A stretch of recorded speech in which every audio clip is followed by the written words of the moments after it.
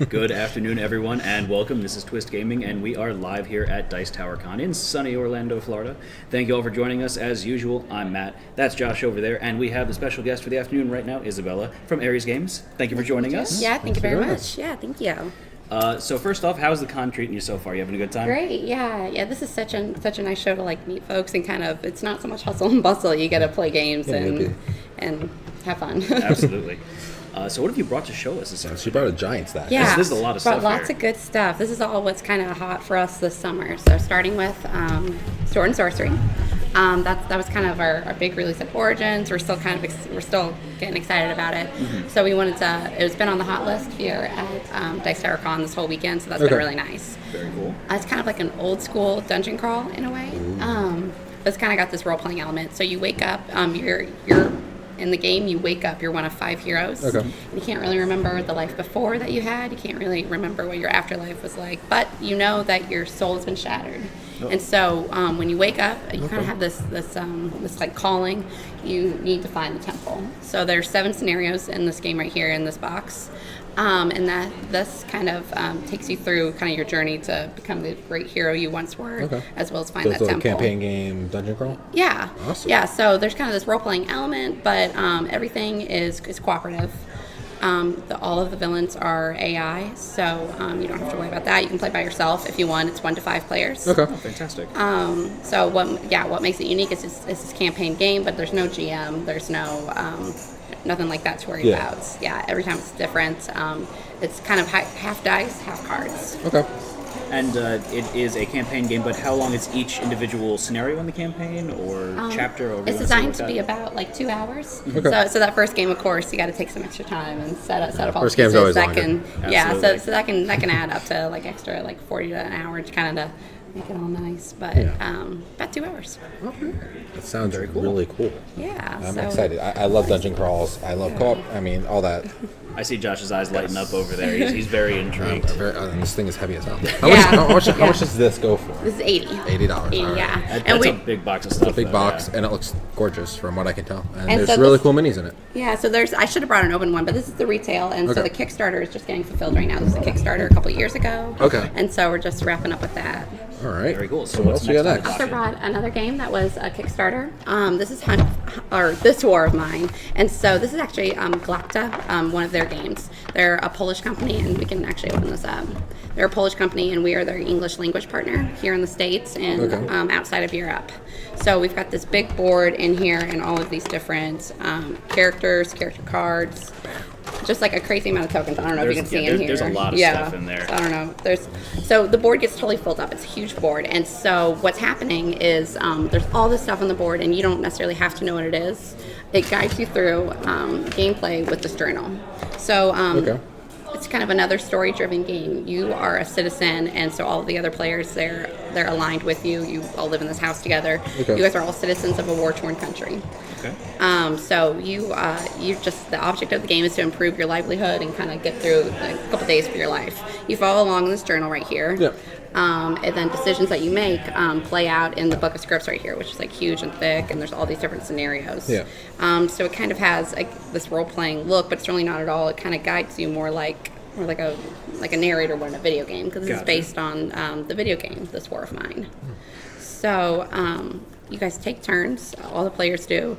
First we set up, and then we take turns. Morning happens, day action. Every time it kind of switches, the narrator switches from player to player. Okay. So even though this is totally cooperative and you guys can decide together when it's time. Okay, so for example, we all decide together we want to go to school. We want to get supplies. We want to just kind of make this safe mission. Well, at the last minute, the decision maker, the narrator, they can decide, okay, no, we're going to change this up. We need ammo, so we're going far away. We're going to the military grounds. Okay. So this is a cooperative game. How many players is this one for? Good question. I believe it's up to 6. It says 2 right to here. 6. 1 to 6. 1 to 6. There we go. Yeah, so fully cooperative. You're not exactly playing against a villain. The villain is kind of the scenario you live in. Just try to live. This war you're stuck in. Okay. Survival aspect there. So this big book of scripts here, this just changes up how you play basically every single time, just because it's so many different scenarios. Yeah, in there? so it's kind of like choose your own adventure kind of thing. Almost, yeah. Sounds really cool. Yeah, so you would draw a card, and that would, like a fate card, that would lead you to kind of a choice choice you get to make, and then the outcome of your choice would be one of these scripts right here. So Josh, you want to show that off in the card cam for everyone? Do that. And it We looks got like that. If you there's want to show off any other individual widgets or components there as well, we can do that. But that's an example of, you said that's a fate card there, right? Yes. and I saw a few people in chat actually backed this and they're waiting for the copy and they're excited. Yeah. Very yeah. cool. So it's in the process of fulfilling right now, and so we'll have that for sale at Gen Con, and so kind of the rest of August and Okay. into September. That'll be a new release for us. Very cool. I'll put the boards back in. Yeah, there we go. We better put that there. You got some minis too? No, that's I'll put that coming with up the next. next game. Yeah, so Okay. the next game that I brought is Hunt for the Ring, which is releasing at the same time. As long as everything goes right in the next couple of weeks of production, we'll have that here kind of August time. That'll be for sale, and so we can go ahead and put some of these minis out here. These are just prototypes, but this is kind of final sculpts. So this is the latest in our War of the Ring line. It plays out this first part of the story when you're taking Frodo to Bree and then to Rivendell. So it's a hidden movement game. There are 5 Nazgul, so that's so it could be 1 versus up to 5. Okay. So 1 to 5 players, and so you are moving Frodo secretly. He's got a board back here that he's hiding his movements from, and then the Nazgul have dice that kind of determine what their actions are, what their options are, where they can look for Frodo. So someone's playing Frodo and someone's playing. Yeah, the rest of the players, that 1 to 5 So are playing the it's Nazgul. more opposite of most 1 to 5. The majority is the bad guys trying to look Right, at the good guys. yeah. So it's a little bit of a A little bit reverse of a on that. toss up from the normal. Normally Yeah. it's a group Yeah. of heroes and 1 bad guy or something. Well, and it really kind of is a fun variation of this theme. Like there's a very real option that Frodo does get corrupted and the rest of the story doesn't get to progress. Okay. In the first half of the board, Frodo is just trying to make it to Bree, and Okay. so the Nazgul are trying to corrupt. They have different ways they can find Frodo, and there's a corruption meter here on the side of the board. Yes, I can even move that way out of the way. Oh, look at that. That looks Oh, nice. that does look nice. So each of the Nazgul are totally different, and they have different kind of character cards. And so the Nazgul are trying to corrupt. You keep track of your corruption meter on the side. And so by the end of this first half of the game, when Frodo makes it to Bree, the board's going to flip over, and that's going to start the journey to Rivendell. Gameplay is the same on the second half, but depending on how well the Nazgul did in their corruption, they're able to invite the Nazgul Lord right here. Okay. That's that one. And then Frodo is just being compelled by the ring. He moves forward throughout the rest of the game. He moves forward just kind of automatically. And then that player now is taking over for Gandalf. Gandalf enters the game here, and he's right here. And so he enters the game, and now you're controlling Gandalf's movements, and you're trying to lure him away from the rest of the Nazgul. Gotcha. If you're able to do that successfully, then Frodo completes his journey. Otherwise, the Nazgul will win. Okay. Gotcha. So I noticed that they have a very interesting shape on the minis on the bases themselves. Is there a reason for that, or is that that's just the way the game is? And I'll be honest, this is like a prototype, so I'm not even sure if they're going to end up this way at the bottom. But there could be, since they're all unique and they're all so physical, they're a bit top heavy. So we just want to make sure they stay up. Gotcha. So I don't know what the bottoms are going to look like. It's very possible they'll end up like that, though. Okay.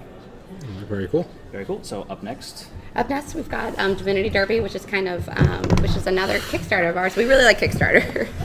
And so this is a betting game, a betting and a racing game. Everybody plays a god. So you play a god. You've come to Mount Olympus to party with Zeus and the rest of your friends.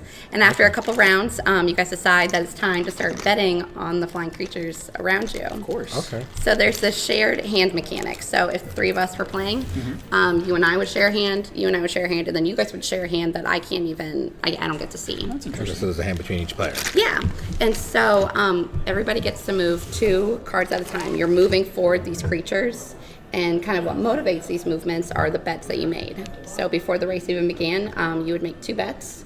Halfway through the race, you got to make a 3rd bet, and so you're betting on who you think is going to win, who you think is going to lose. You have a couple different options of where you want to place your bets, and then at the end of the race, you're going to total up, see how everybody did. But before you reveal the bets, you're going to take a look at your your pile of dirty tricks. So you have each of the creatures have options from time to time to play dirty tricks to kind of cut ahead and cheat, as mythical creatures are compelled to do. Of course. And so Zeus is watching, so you put it in the pile with Zeus, you shuffle them all together, and then you'll draw at random, and then there's a protection card, which is Zeus's face, and he says, okay, it's fine, we all like to play games sometimes, and so nothing happens to the standing of the race.